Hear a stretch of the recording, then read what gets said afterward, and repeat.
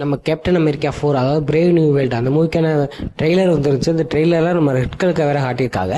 அதே ரெட் கல்கை காட்ட மாட்டாங்க தான் நிறைய பேர் நினச்சிட்டு இருந்தாங்க. பட் ரெட் கல்கை ஃபஸ்ட்டு ட்ரெய்லர்லேயே காட்டியிருக்கிறது ஒரு சர்ப்ரைஸாக தான் இருந்துச்சு. இப்போதைக்கு நம்ம மார்க் ரஃபலோ ஒரு இன்டர்வியூவில் நானும் அந்த படத்தில் இருக்கேன் அப்படிங்கிற மாதிரி ஒரு ஹிண்ட் கொடுத்துருக்காப்புல. அவர் ஓப்பனாக சொல்லலை, பட் அது ஒரு ஹிண்ட் தான் கொடுத்துருக்காப்புல. ஸோ இதை வச்சு பார்க்கும்போது நம்ம மார்க் ரஃபலோ அந்த ஹல்க்கும் நம்ம கேப்டன் அமெரிக்கா பிரேவ் நியூ வேர்ல்டில் இருக்க போகிறது தெரிய வந்திருக்கு.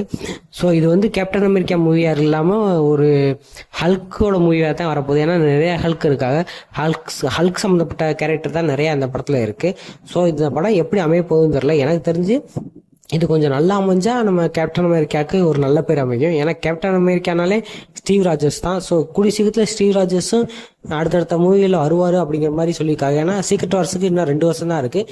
So Steve Rogers Captain America வரக்கான வாய்ப்பு இருக்குது. ஸோ இதை பற்றி உங்கள் தாட்ஸ் கீழே கமெண்ட் பண்ணுங்கள். பாய்.